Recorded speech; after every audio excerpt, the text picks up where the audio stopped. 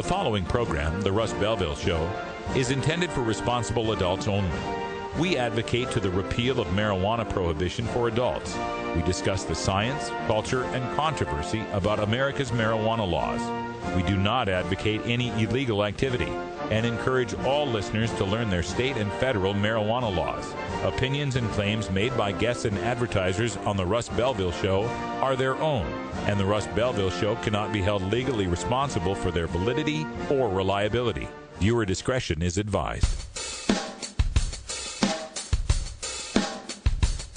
You take a seed, you plant it, you grow it, you dry it, you roll it, you smoke it. You take a seed, you plant it, you grow it, you dry it, you roll it, you smoke it. Then it goes down smooth. Hey! Spanning the continent to bring you the truth about cannabis and marijuana law reform.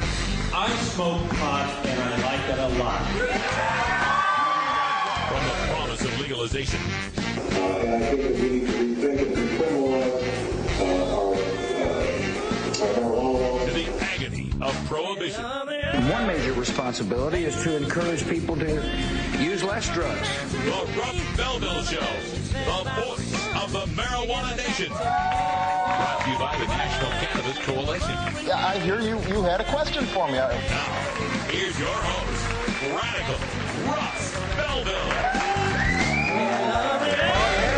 Tokers and tokettes, welcome. It is Monday, July 30th, 2012, and it's got to be 420 somewhere in the world. It's also got to be the start of Legalization Week right here on the Russ Belville Show. All week long, we've got guests here to talk from the 5 states that will be voting on some form of marijuana legalization. Coming up today, we've got Mason Tvert from Regulate Marijuana Like Alcohol in Colorado. Tomorrow, Allison Holcomb from New Approach Washington, I-502. We're hoping to book on Wednesday Paul Stanford from the Oregon Cannabis Tax Act, and we're reaching out to Massachusetts, which is voting on medical marijuana for Thursday, and Montana, which has a medical marijuana referendum on Friday. So stay tuned all week long here at National Cannabis Radio, NCR420.com. And we got Olympic fever. You can probably tell from the backdrop here. Go USA. Been having a good time watching those Olympics out there in London.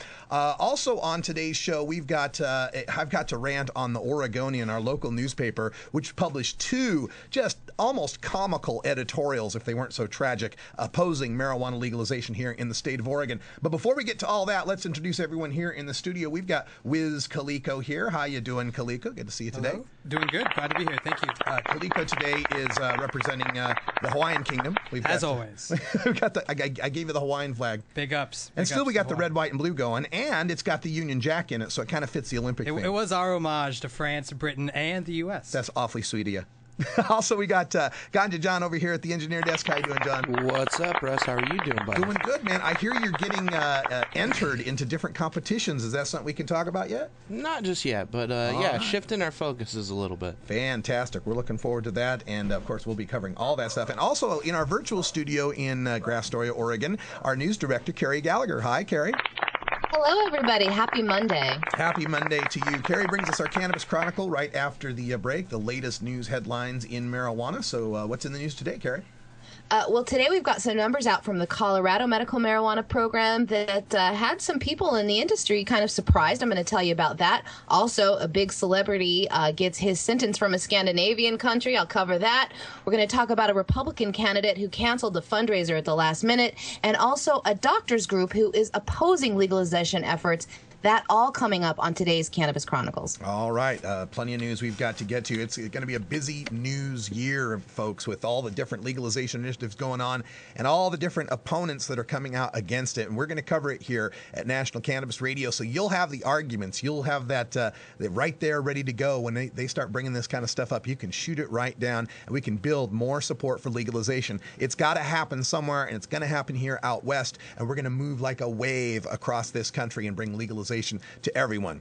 Now, also on today's show, it's Roots Monday, so I'm going to bring you some Roots Monday music from Canada, from Vancouver, BC. As a matter of fact, Tallbrothers in the house today with You Get Me Too High. Then at 5:30, like I mentioned, Mason Tvert from Colorado and Regulate Marijuana Like Alcohol. And at 45 past, we're going to attack the Oregonians' 2 editorials against the Oregon Cannabis Tax Act. Oh my God, it's just totally rant-worthy. It might spill over into Hour 2. We hope you join us for Hour 2 as well, where we take your calls at 971-533-7111. We are the voice of the Marijuana Nation, and you can be a part of it.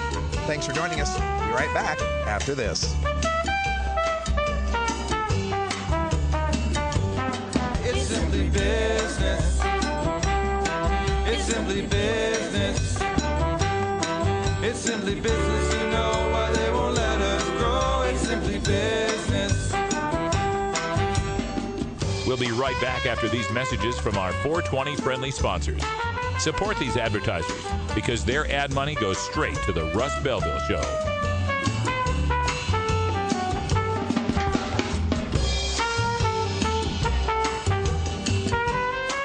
You're tuned into the Russ Belville Show, the voice of the Marijuana Nation.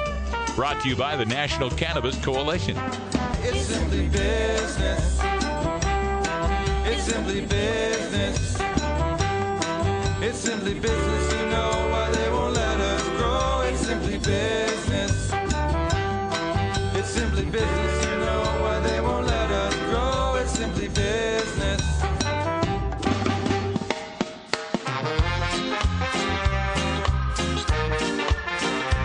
Support the Russ Belville Show. Text the word Russ to 420-420 and connect with the National Cannabis Coalition. You can also send $10 to the Russ Belville Show right from your smartphone.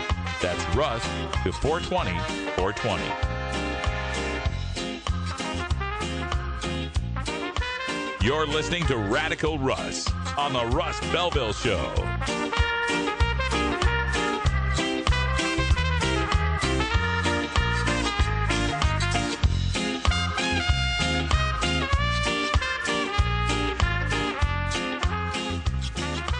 Wiz Khalifa's wallet and cell phone are missing. Again. And Taco Bell's already been searched. We got to look somewhere.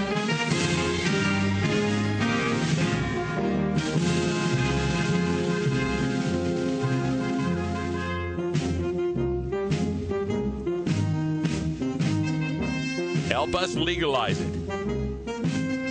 Text NCC to 420-420 and send $10 to the National Cannabis Coalition.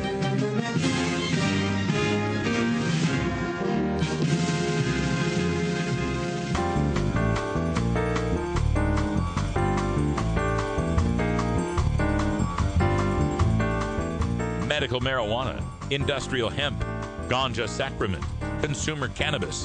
The topic of marijuana is heating up the news, and the Russ Belville Show catches you up with today's latest headlines. Now, here's our senior news editor, Cannabis Carey, with the Daily Cannabis Chronicle. Statistics out from the Colorado Department of Public Health and Environment last week show some surprising numbers in the Colorado medical marijuana program. The most recent count of actual patient numbers comes from the end of May, with 98,910 cardholders in the state. Last Thursday, the department released a, quote, snapshot analysis of the entire state registry, where they found that only 9.6% of patients enrolled in the Colorado medical marijuana program assigned someone else to grow their marijuana for them. A full 43.6% of patients have given that right to a medical marijuana dispensary. Now, the remaining 48.6% of patients either grow their own or have a caregiver who has not opted into the system. Now, they did not list the number of patients that specifically said they would be growing their own on their applications for a card. Medical marijuana cardholders in Colorado can legally shop at dispensaries without listing any shops as a primary caregiver.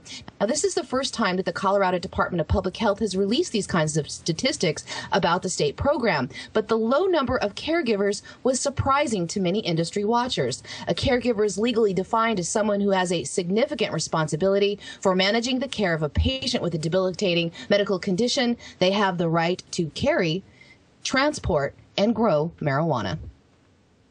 Well, I don't know if this is really that surprising, especially with Colorado having such an expansive medical marijuana distribution system now, where they got, dispensaries everywhere you look. At least the places I've been in Colorado, and admittedly, that's just been Denver and the suburbs areas around that. And I know there's places in Colorado also that are trying to ban and have successfully banned some of these outlets. But really, the 43.6%, right? 2 out of 5, a little more than 2 out of 5 of your patients there getting their medical marijuana from a dispensary.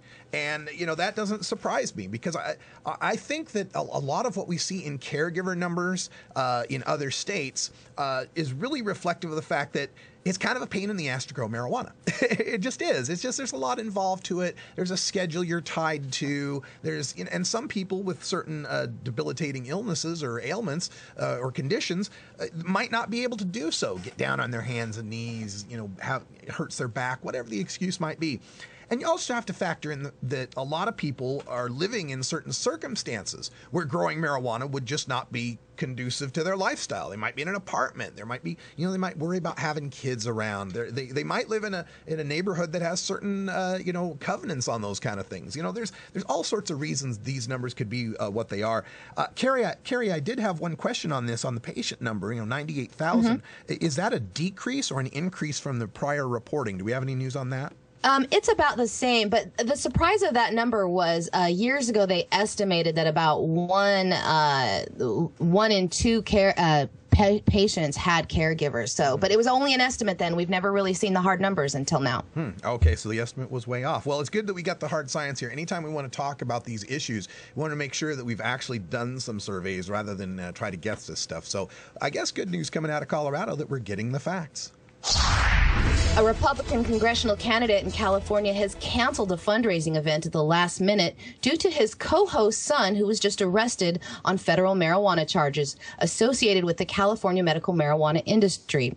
Ricky Gill, a California businessman and farmer, is running for the 9th Congressional District in California. He was holding a $125 a plate lunch tomorrow in Stockton at a restaurant called Le Bistro, a local restaurant owned by Bruce Davies, a local realtor who was listed as the event's co-host.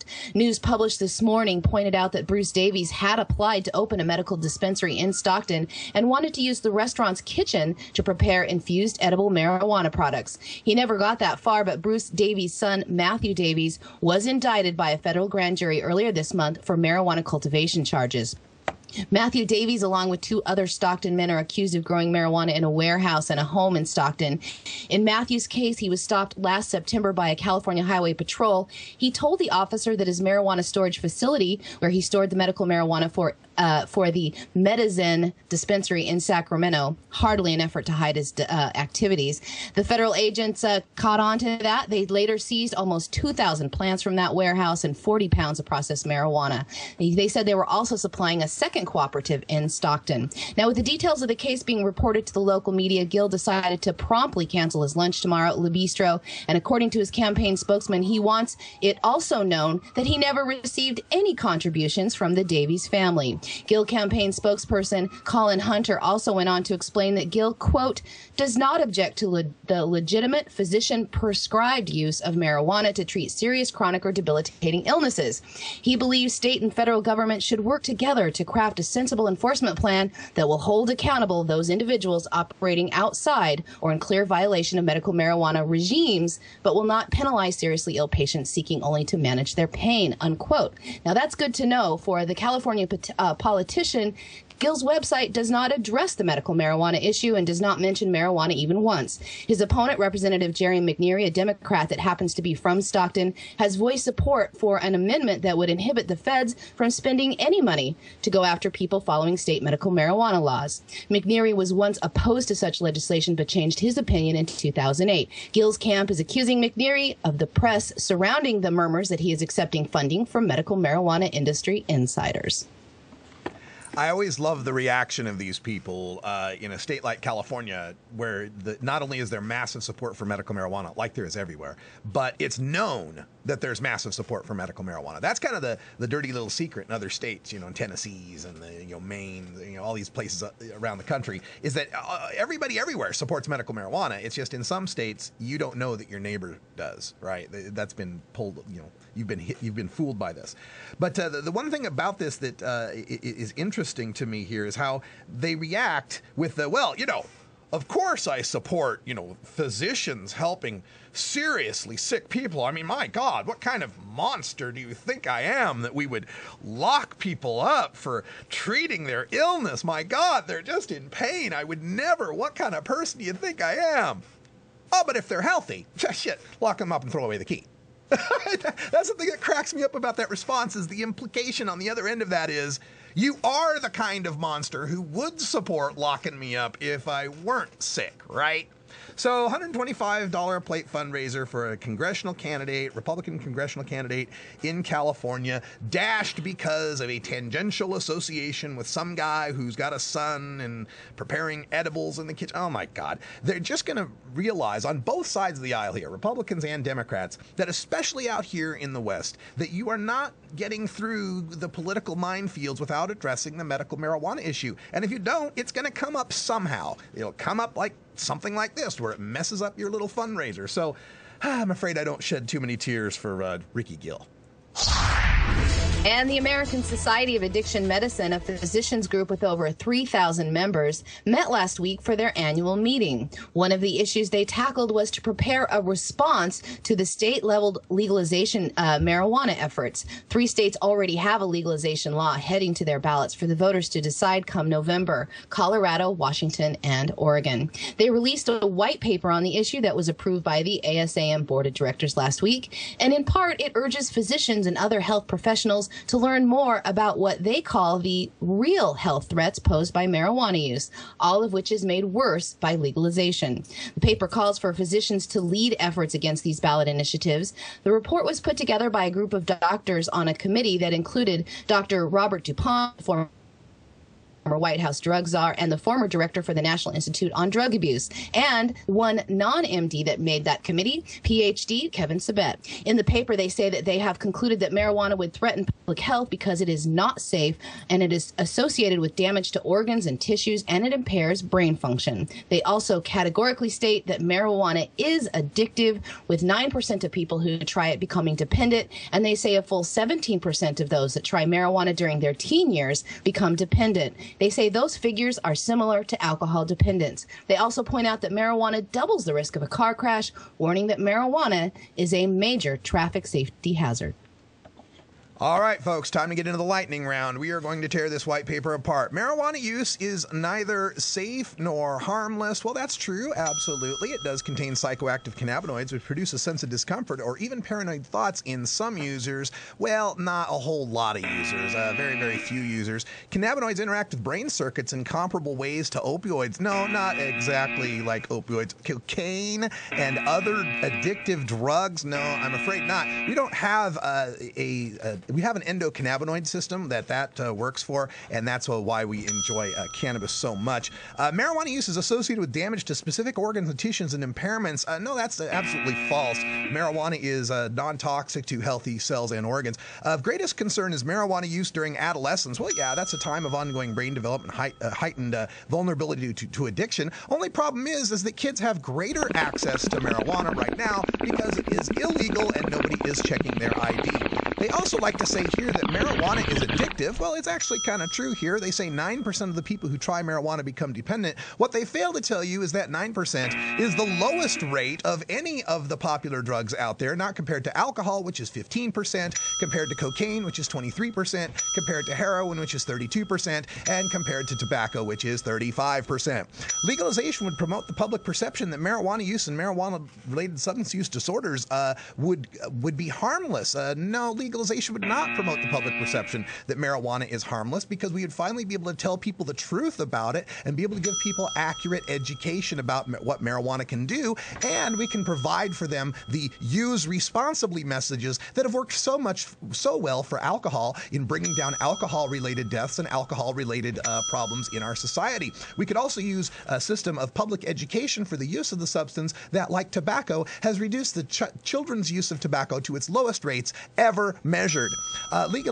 Increased marijuana addiction would heighten demand for substance use disorder treatment services, which are already inadequate. Well, that's kind of a mixed message there, because you keep throwing people in treatment that are marijuana users that don't need treatment. Fully 37% of the people that go into treatment for marijuana have not used marijuana in the past month that they've been there, and 60% of the people there for marijuana only were coerced there by the criminal justice system. You want to have more beds for heroin addicts? Stop putting the marijuana users in there. Marijuana use has increasing rates of psychosis. Absolutely false. The rates of psychosis and schizophrenia in the United States and the world have remained the same at about between 1 and 1.1% for all time, even when cannabis use goes up. Marijuana-related crashes are major traffic threats. No, they are not. People are not dying from major marijuana traffic threats. In fact, marijuana would mean less use of alcohol and less traffic deaths.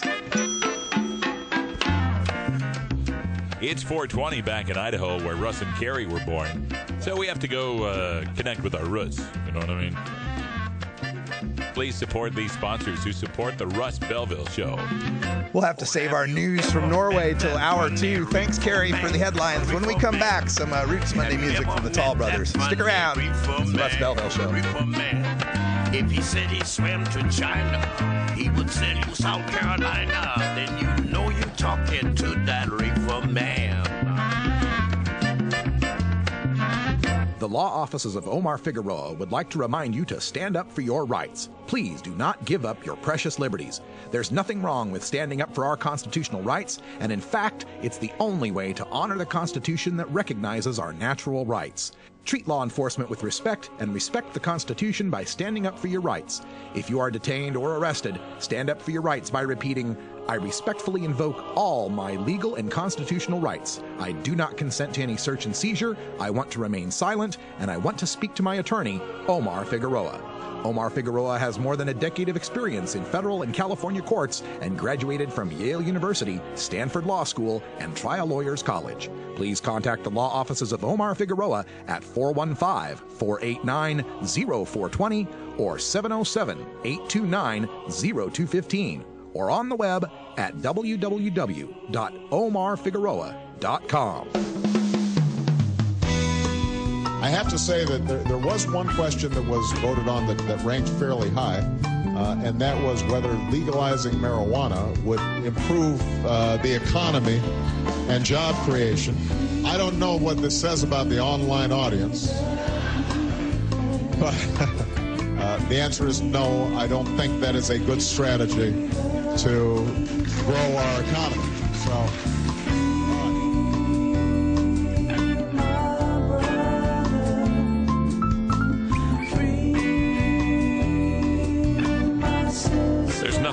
About nearly 1 million lives wrecked by a marijuana arrest every year, Mr. President. Politely tell President Obama what you think about legalization by calling the White House at 202-456-1111.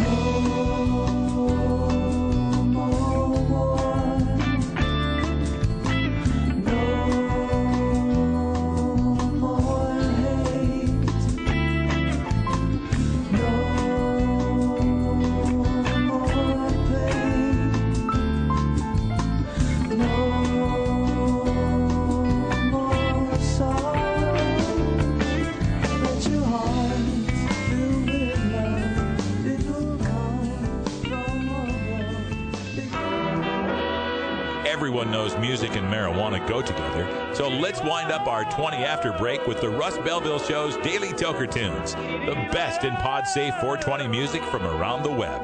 Today is Roots Monday, featuring the blues, country, folk, and jazz music that birthed the modern sounds we enjoy today.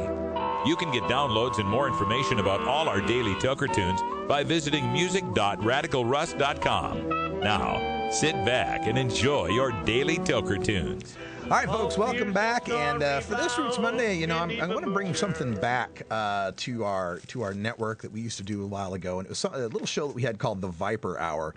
And a good friend of ours, Canna Bob, out there, used to run The Viper Hour. It was a great little show that delved into the early cannabis culture, going back to that reefer jazz era, Jive, Muggles, Louis Armstrong, Cab Calloway, those kind of guys. And I think it's so important that we revive that and we remind people that our cannabis culture goes back to the beginning of the 20th century, right? Because they keep making this cultural argument about, well, alcohol, we've got this culture.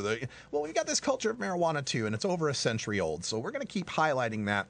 And so coming up tomorrow, I'm going to run a little new Viper Hour of my own and put together some of those songs and bring back some of that old reefer jazz. So hope you'll join us tomorrow night. We're just going to give this a little experiment, see how it works. So more details coming up in hour 2.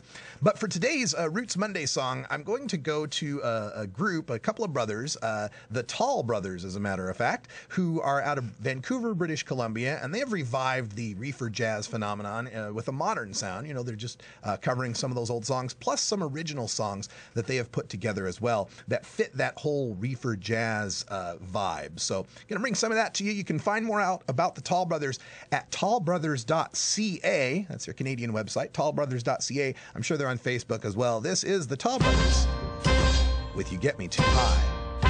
You get me too high. I overanalyze. If you've ever been too high, then you can sympathize. You get me too high. And I start to fly if I said some silly thing, and that's the reason why. Shiva, my sativa, you get me too high. Get me too high. Hey Shiva, got a fever. You get me too high. You get me too high. It's funny how the sky and each cloud and every moment seem to drift right by.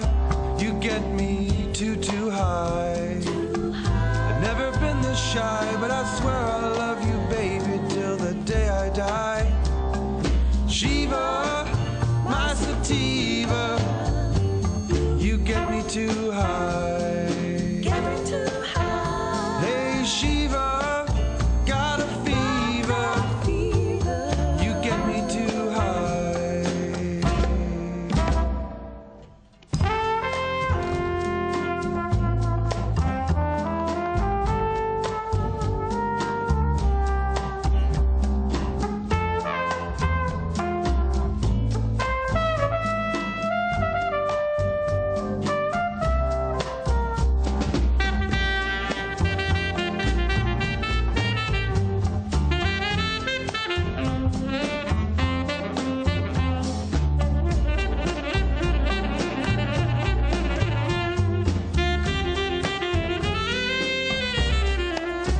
You get me too high.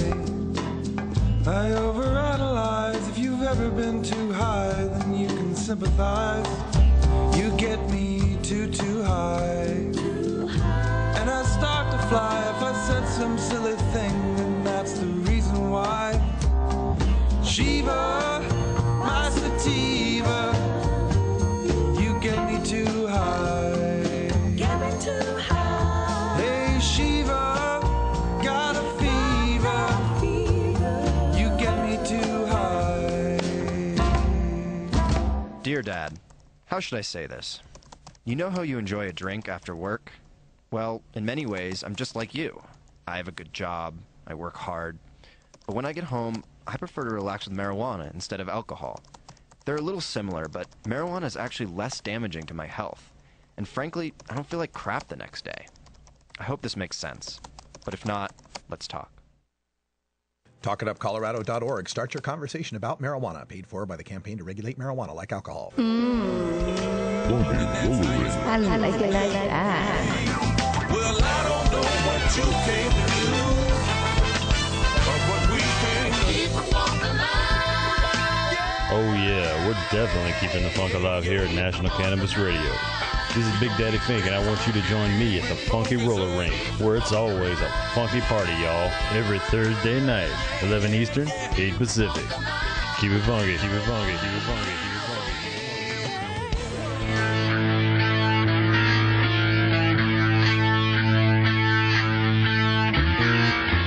Marijuana re-legalization is not likely to happen first at the federal level. It's going to happen state by state. We turn now to our 50-state legislatures and assemblies for the Russ Belville Show's Legalization Legislation Update. All right, folks, welcome. It's actually we're having our legalization week, and not so much at the legislature, but in this case with the people. And joining us here to talk about it, we've got Mason Tvert from Regulate Marijuana Like Alcohol, the Amendment 64 campaign in Colorado that would legalize marijuana for all adults 21 and over. Mason, welcome back to the show. Thanks for having me. All right, so we're on the ballot. We're going to legalize marijuana in Colorado. Can you tell us what the forecast looks like so far? Do you got some polling numbers you can reveal to us? Well, generally, all the polling over the last 18 months has found that support is in the vicinity of 48 to 52%, and opposition is around 38 to 42%.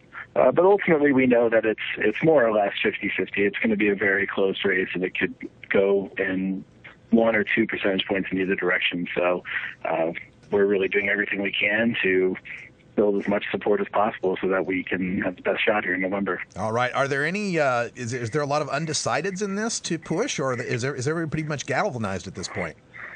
But ultimately, undecideds in this case are not necessarily people who don't know if they think marijuana should be legal or not, but in a lot of cases it's people who understand that marijuana prohibition is a failure and appreciate that adults shouldn't be arrested for using marijuana, but still aren't quite sure of whether this is the right time or the right way, and really just need to have that affirmation. They need to hear from their friends and their family and other people that they trust that this isn't this is okay to do, and now's the time to do it. So we're really trying to get that word out there to these people because we know that they are supportive. We just need them to pull the trigger. We've been showing the various billboards and playing your commercials as well, the Dear Mom, the Dear Dad ads, and we especially liked the Pat Robertson billboard. How have those billboards gone over, and have you seen any change in public opinion from them?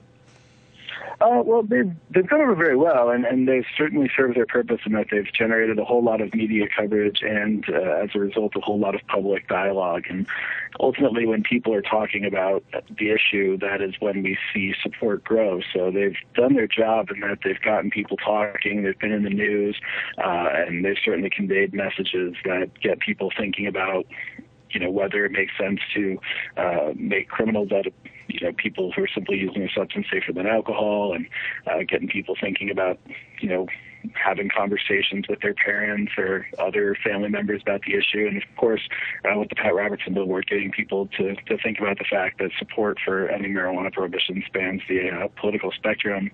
So they've done their job in that sense. We're not really spending our limited resources on polling to see if there's been any movement, but we are really pushing to keep that discussion going. All right. We're speaking with Mason Tvert from Regulate Marijuana Like Alcohol. Check out regulatemarijuana.org for more information, text of the initiative, and so forth. So you mentioned there was a lot of people that are supportive of the abstract concept that the war on drugs has failed, we need to regulate marijuana, but in the concrete they're a little bit skittish, like, is this the right time, is this the right measure? What are we doing to show them that the time is now and this is the right measure? Well, ultimately we're doing a couple of things. We're trying to ensure that they're comfortable with marijuana itself. So we've spent really the last 7 years here in Colorado, but also the past several months, focusing on this message that marijuana is safer than alcohol. It's not a problem for adults who are 21 and older to simply use marijuana responsibly as they would have a glass of wine with dinner or a cocktail after work, and really getting people to just accept that and not be fearful of the notion that there will be marijuana use taking place. We've also been really hammering home some of the facts that are coming out here in Colorado about how regulation has been working. We've seen teen marijuana use decrease over the last few years as Colorado has regulated medical marijuana. And so we're trying to make sure that people are aware of this, and our opponents are screaming about how use will go up, when in fact the evidence shows that regulation results in less access and less teen use. So we want to make that clear. And then finally, we're really trying to, as I said earlier, provide that affirmation to people, mostly by getting people to talk to one another. We want people talking to their friends and their family members and their colleagues about about how they do support this and they will be voting for this, and really just letting people know that it's okay to do that. We're also building a strong list of endorsements and so on, organizations, individuals that are supportive to make sure people are aware that they're not alone in supporting this, that it is experience a whole lot of support across the board. You know, you brought up the Colorado medical marijuana program, which is now very regulated and pretty much, you know, an accepted way of life in most of Colorado. And I was wondering how that would play into the legalization campaign, in that what you're proposing as far as home cultivation limits, possession limits, isn't substantially different from what was originally proposed with Amendment 20, if I'm not mistaken, similar limits. Why is it tougher to convince Coloradans that healthy people should have the same limits as the sick people originally got? Well, you know, there's generally just always this notion that, you know, well, for one thing, there's a lot of people who don't support it in either case. But there's really, you know, a lot of people who have felt that you know, they've been more likely to support reform when it's based on individuals who are suffering from debilitating conditions and so on. And really, when it comes down to it, is you know, criminalizing people who are using marijuana to relieve their conditions and symptoms is perhaps the most egregious element of marijuana prohibition. So there's far more public support for that generally. But when it comes down to it, you know, more and more people are seeing that this system is working. They're seeing it's not a problem. It's not causing any sort of increased crime. It's not resulting in increased teen use. In fact, it's decreasing. We just need to have that conversation, get more and more people talking about it, because the more they do, the more they come to understand that there's, you know, it's just as much a no-brainer to regulate all marijuana sales as it is just with medical. Yeah, it does seem to be mostly cultural and moral objections once you really get down to it. Mason, we reported on a story, Carrie Gallagher, our news director, brought it up, in Colorado, attack coming from your opponents trying to, you know, paint this as some sort of carpetbagging issue with, you know, scary billionaire George Soros donating so much money and trying to help you guys out. I wanted to give you the chance to set the record straight on that with the whole George Soros attack. Sure. Well, we actually haven't received any money at all from George Soros, but we certainly, if George Soros reads this initiative and decides that he supports it and wants to donate to this effort, that's certainly welcome. But as of now, we've not seen any money from him. So, you know, it's unfortunate. I mean, our opponents, you know, I think something like 3/4 or more of the money that they've received has come from one extremist organization based out of Florida called Save Our Society from Drugs. And, you know, this argument over where money is coming from is just irrelevant. I mean, the fact is we've got, you know, tens of thousands of people in Colorado who are supportive of this. We've got thousands of volunteers now, hundreds of businesses, a long list of organizations and other local leaders that are supportive of this. And, you know, it just goes to show that there really isn't a whole lot for them to work with. I mean, they're clutching at straws, and when they don't have any good arguments on the issue, they just resort to talking about things like that. So if that's the conversation they want to have, then that's great, because we're going to have a real conversation about marijuana, and they can just keep talking about money, and that's fine. Well, Mason Tvert with the campaign in Colorado, Amendment 64, Regulate Marijuana Like Alcohol. Folks, check out the website, regulatemarijuana.org, and I'm assuming they can make financial donations if they go out there. Yeah, absolutely. And we're now, you know, offering T-shirts and stickers and buttons to folks just for small donations. So you can check that out. And we're going to have some things that people can do to help out here online as well. So whether you're in Colorado or not, please check out the site. Yeah, especially if you're not in Colorado. You know, folks, I hear people all the time, oh, they're never going to legalize in Texas. They're never going to legalize in Virginia. Well, yeah, not until maybe Colorado does it first and then provides the blueprint for how it's done. We've got to legalize somewhere, and your money can help. So send it out here to regulatemarijuana.org. Let's get it passed, make it the true Rocky Mountain High in Colorado. It's going to be a game changer. It's going to change the world when even just one U.S. state legalizes marijuana. Now, Mason, on a personal note, how you holding up? How's the campaign treating you? It's going great. It's getting very fast paced, and we're really coming down the home stretch. It's almost August. It's pretty remarkable that it's almost August, and we're 100 days away from the election, and we have a great team here that's going to be doing everything in our power to push it across the finish line. If I can take you a little afield of this of the initiative for a second and get your opinion on a political matter. We have some pundits that are saying that Colorado might be kind of close as far as the presidential election goes, and with President Obama's raids against medical marijuana states, that there might be some swing there in Colorado. You got any thoughts on that idea? Well, yeah, there's been a whole lot of attention to it because this issue can actually have an impact in a few different ways. Perhaps the biggest ways is, number one, it could be an issue that brings a lot of younger and non-traditional voters out to the polls who might otherwise not be voting but feel like they should, and that could be younger voters who otherwise would not vote at all, but it also could be people who might vote, college students who are still registered in other states but might want to re-register here in Colorado so that they have the opportunity to vote on this initiative. That's one side of it, which in theory would help Obama. Then on the other side of it is whether Obama's actions on medical marijuana and marijuana in general, and his general poor showing on the issue, will inspire a lot of people who might have otherwise voted for him to either vote against him, be it for Mitt Romney, or more likely for Gary Johnson, the Libertarian candidate, or just simply not casting a vote for president but voting for other things. So those are two hypotheticals that are being talked about quite a bit right now.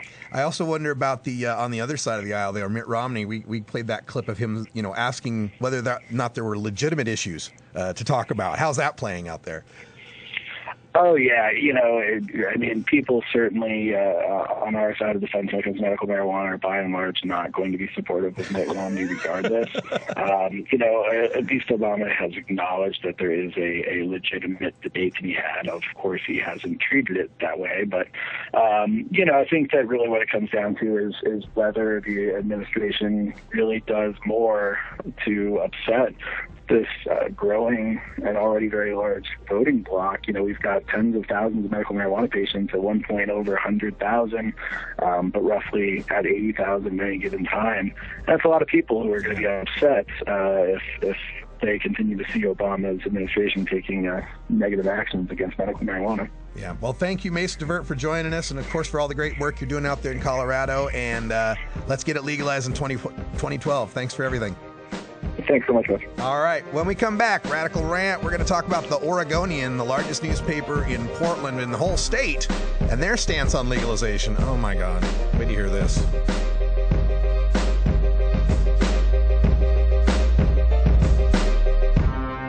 You're tuned into the Russ Belville Show, the voice of the marijuana nation. Hey, how's it going? My name's Will. I don't work at a used record store. I don't own an iguana, although I'm sure they make great pets. I don't have dreadlocks or play the acoustic guitar. I can remember quite well, thank you, and no, I don't constantly have the munchies. When 420 comes around, I've still got 40 minutes of work left. I've never hit a girl on a bike with my car or shot my friend with a shotgun. I've never had to apologize for letting a girl I was watching drown in a pool while I was getting high because, duh, I wouldn't be getting high if I was around children. I'm a regular guy who works regular jobs, just like the majority of all Americans who use marijuana occasionally and responsibly. My name is Will, and I'm normal. You want answers? I'm as mad as hell, and I'm not going to take this anymore! You want answers? You have offended my family. I think I'm entitled. You want answers? I want the truth! And you have offended the Shaolin Temple. You can't handle the truth! Surely you can't be serious. I am serious. And don't call me Shirley. Radical Rant. All right, folks, got to dig into a couple of editorials here that were published in our local newspaper, the Oregonian, with regard to the Oregon Cannabis Tax Act, now known as Measure 80. And this originally caught my eye, because when we made the ballot back on Wednesday, no, we didn't make it on Wednesday, July 18th, but on July 18th, the Oregonian published this thing. This is the Oregonian editorial board that said, talking marijuana, parentheses, legalization, without the giggles. And they opened by saying, we could get the stoner jokes out of the way now. Is Oregon's marijuana legalization initiative counting on a high turnout? Will the campaign end with the sweet smell of success? Will the campaign spokesman be Willie Nelson? Actually, he already supports the measure, and so forth. And that's their opening, right? But the basic point of that one back on July 18th was that there deserved to be some sort of legitimate discussion, right? And they closed by saying, in 2010, the Oregonian opposed an initiative broadly expanding access to medical marijuana on the grounds that it was a devious backdoor approach to legalization, and that if Oregonians wanted that debate, they should have it directly. It seems we will. Okay, so I'm thinking, all right, Oregonians recognize that, hey, we did the serious work, we got it on the ballot, we want to have a serious discussion about this. And then, 10 days later, this last Saturday, July 28th, I got this through probably one of the social network feeds, I don't remember which one. I think Kalika was saying it was disgusting or somebody, and I said, all right, I got to take a look at this one. And this is by the Oregon, wait a minute, that's the right one. Okay, Susan Nielsen, she's one of the editors there at the Oregonian, and it's entitled, Marijuana in Oregon. Pot legalization measure would give kids quite an education. That's right, folks. We're bringing out What About the Children already. It's only July. So here's how she opens. Hey, kids. Long-term and heavy use of marijuana isn't bad for the brain. Well, she's right. It's not. Long-term and heavy use of marijuana has been shown even in chronic users like myself to not have any serious deleterious effects. Or we could just say two words, Carl Sagan. Anyway, she continues, this is the kind of fact included in the text of Measure 80, the marijuana legalization initiative that qualified this month for the November ballot. The measure isn't just a pushback against federal drug laws. It's also a backdoor attempt to make public school teach weed-friendly lessons to the students. Right. Not only are we talking What About the Children, her attack here against legalizing marijuana is that it would force public schools to teach weed-friendly lessons to the students. Now, what she is pointing out here is in the initiative, there are a certain amount of the funds from the taxation that goes toward drug education. And it mandates that the drug education be based on science. Yes, science and medicine. And that kids wouldn't be taught that this is your brain on drugs with the fried egg, right? And they wouldn't be told such ludicrous misstatements as the gateway theory. If you smoke marijuana, you'll inevitably become a heroin user. They'll be taught that there's such things as use and abuse. Yes. So this is how they want to go about scaring people here, right? So, here's another one with little scare quotes. Hey, kids. Did you know that George Washington grew cannabis or that Thomas Jefferson invented a cannabis processing device? It says so in Measure 80. Well, no, it actually says so in the historical record. It actually says so in George Washington's own freaking handwriting. It actually says so in Thomas Jefferson's own freaking handwriting. Measure 80 points out our actual heritage. Teaching kids the facts. Oh my God, maybe we might also teach them that the wagons that came over the Oregon Trail that actually founded this state were covered in hemp cloth, burning oil lamps that burned either whale oil, which was somewhat hard to get at the time, or hemp oil. One of the two. But no, we're not going to talk so much about that, are we? Don't want to talk about that. We want the kids to have any factual information about marijuana. Anyway, she continues on. This is Susan Nielsen writing. Backers say taxing commercial marijuana sales would generate $140 million a year. Under the measure, 1% of the net proceeds from those sales would help fund a drug education program in all Oregon school districts. Well, yeah, okay. We want to teach kids facts about drugs. I think that's a good idea. You seem to like it when it was called DARE, when it was cops coming in and teaching them falsehoods. Let's try the facts for once here. The program would be required to meet 3 goals. First, it would teach students how drug abusers harm others. Well, okay. Sounds good, right? Teach kids that drug abusers, people who abuse drugs, can cause harm to others. I'm not sure what she's objecting to here. Second, it would convince students to be good citizens if they choose to use psychoactive drugs as adults. Psychoactive is a broad term covering everything from caffeine to opioids, LSD, and marijuana. Yes. Yes, caffeine is psychoactive. Surprise! Facts and science intruded in your editorial. And would convince them, if they choose to use drugs, to be good citizens. Which is kind of saying, use responsibly. Seems to be a message we talk about with alcohol all the time. Drink responsibly.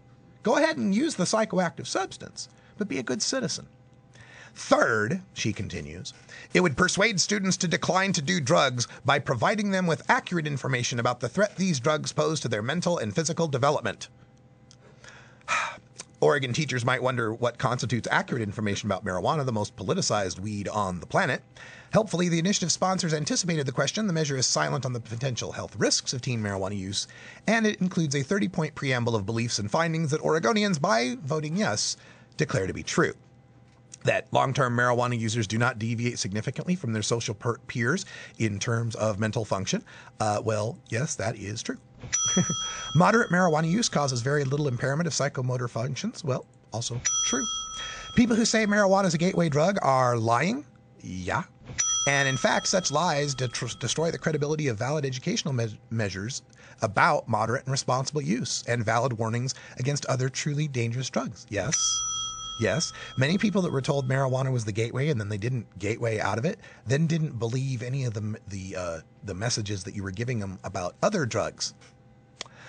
Marijuana is relatively non-addictive and comparatively harmless euphoria used and cultivated for more than 10,000 years without a single lethal overdose. Yeah. Marijuana use does not constitute a public health problem of any significant dimension. Yeah. People have been misled about the true environmental and medical benefits of hemp and marijuana by federal and corporate misinformation campaigns. Yep.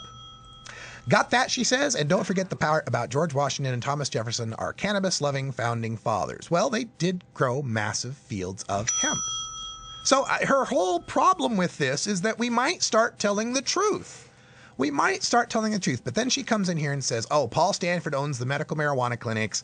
The pro-drug preamble is part of a legal strategy. The goal of drug education is to provide cannabis, blah, blah, blah. But anyway, that's her attack, the old what about the children attack, which again is a failure. The other Oregonian editorial also came out on Saturday, the 28th. Oregon pot legalization measure, hard to take seriously. These are the ones that 10 days before were saying we wanted to have a discussion about this without the giggles, but now they're saying, well, we can't help but giggle. All right. So they start by saying the Oregon Cannabis Tax Act, will say this as charitably as we can, does not lend itself to a serious debate.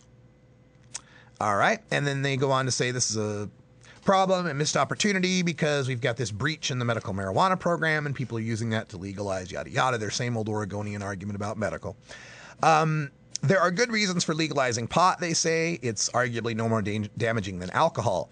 It's arguably no more damaging than alcohol. Arguably no more damaging than alcohol. How about it's a whole hell of a lot less damaging than alcohol? How about that in there? Let me give you some statistics here. Samot, number one, in the comments here, provided these for us so wonderfully. There are 83% of homicides are linked to alcohol use of some sort, 72% of stabbings, 81% of wife beatings, 41% of rape cases, 73% of child beating cases, 73% of all felonies. One person dies in an auto accident every 30 minutes because of alcohol in the United States. 3/4 of all adults drink alcohol, and 6% of them are alcoholics. So, no more damaging than alcohol. No, a hell of a lot less damaging than alcohol, right? So, right there, you know where they're coming from here. They say there are also good reasons to refuse legalizing it, among them preventing easier access for the children. As if kids are not getting weed now. This is the thing that always blows my mind in the what about the children argument. Oh my God, we can't legalize weed. Kids might smoke pot. hello? They're smoking pot now. It's easier for them to get it now when they can be making massive profits on it, dealing it in their high school parking lots. You don't find a lot of tequila dealers in the high school parking lots. Don't find a lot of Pabst Blue Ribbon dealers in the high school parking lots. Oh, it's just insane. Yeah, let's regulate it. Let businessmen run it who can lose their business licenses if they sell to minors. Let's have them in adults-only stores where there's cameras, and let's card anybody that looks under the age of 40. Yeah, that'll lead to more access for kids. Yeah, how do you argue with these people? You know, after 5-6 years here, I just don't even know. I think they just might have a damaged chromosome or something. Something that prevents them from understanding basic logic. Anyway, let me go on. They go on to say, okay, here's the Oregon. What about the children? We got that one right. Oh my God, the children. Here's the next one. It's attack of the pot dealers, man. Here's their thing. But the choice before Oregonians doesn't involve expansion of a farcical medical marijuana program into a thoughtfully constructed legalization program. Instead, we're being asked to swap one farce for another. Consider who'd be calling the shots. The Oregon Cannabis Tax Act would vest oversight power in a special commission, the Oregon Cannabis Commission, which would license people to cultivate and process marijuana for sale at commission stores. These would be the marijuana equivalent of state liquor stores. For the commission's first year of existence, its 7 members would be appointed by the governor. After that, 5 of its 7 members would be chosen by marijuana growers and processors. That's right! The marijuana industry would oversee the marijuana industry, which would do business in a collection of state-run stores. Oregon ought to be getting out of the booze business, not into the pot business. Okay, so the issue here is that the state oversight board over the over the marijuana industry would partially be composed of people who are in the marijuana industry. Am I right on that? That's our problem, right? So I went and looked on Oregon.gov, just because I'm that kind of guy, for the composition and the statutorial discretion here of the Oregon State Board of Agriculture. I figure, you know, pot's agricultural, isn't it? Here's the Oregon statute. The State Board of Agriculture is composed of 10 members. Oregon's governor appoints 9 of the board members. The chair of the Oregon Soil and Water Conservation Commission serves as the 10th member. The director of the Oregon Department of Agriculture and the dean of the College of Agriculture at Oregon State University serve as ex officio members. State law requires... Get your highlighters out, folks. State law requires 7 of the appointed board members be actively engaged in the production of agricultural commodities, and that the governor seek to ensure that these members reflect the diverse nature of agricultural commodity production within Oregon. 2 board members shall be appointed who are not actively involved in the agricultural industry to be representative of the public interest. Wait a minute. Are you telling me by law 70% of the Oregon Board of Agriculture has to be composed of farmers? Okay. Now, I will admit there's a slight difference there. In this case, the governor is appointing certain farmers. And in the case of OCTA, the Measure 80, they're saying that the growers themselves would decide who those people are to be. But also in OCTA, the legislature is given the permission, given the power to change that. They could actually say, no, you know what? Let's have the governor pick. Now, they have to pick from growers. Maybe you growers will nominate some growers or something, but really the governor should. Hey, we're cool with that. Whatever. We can negotiate that kind of stuff. But to try to scare the people of Oregon into thinking this is going to be some sort of big conspiracy industry insider trading kind of thing, when that's the way the agriculture board works right now, seems a little ludicrous to me. And then, of course, the measure has other oddities. It would prohibit the disclosure of information on all applicants and licensees, including names, without their consent.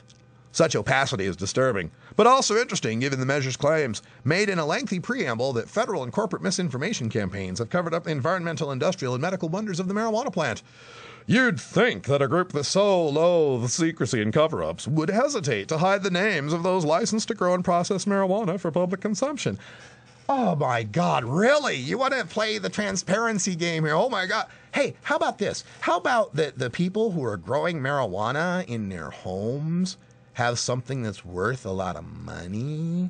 And if people could go to a place on a website at a state location and download and list who those people are. It would just be like a little smorgasbord for rippers out there. Did you ever stop to think that maybe security, maybe we know what we're doing here, and that we realize that you have to keep that kind of stuff secret for this to be safe? Come on, Oregonian. This is so sad that your big opposition here is that there would be an oversight board of pot growers and that we would teach kids the truth about marijuana. That's the big objection. Wow. If that's all we have to fight against, then we're going to pass this. We're going to pass this with flying colors, people. We got truth, facts, and logic on our side. And Mason Tvert was right. Tell everyone you know about this legalization and that you support these legalizations in Washington, in Colorado, and in Oregon. It's going to take all of us convincing every one of us that, yes, this is the right thing to do. This is the right time to do it. 2012 is the year of change. The Mayans were right. This is where their calendar ends. People don't know this. The Mayan calendar was written to predict the end of marijuana prohibition. It could be true. This is the Russ Belville Show. The Russ Belville Show is blogging and podcasting daily at RadicalRuss.com. All right, folks, for Wiz Khalifa, Ganja John, Brian the Red, Cannabis Carry, I'm Radical Russ. Thanks for joining us. Stay tuned for Hour 2. And until next time, take care of each other, tokers. Until you see it, you plant it, you grow it, you dry it, you roll it, you smoke it, and it goes down smooth.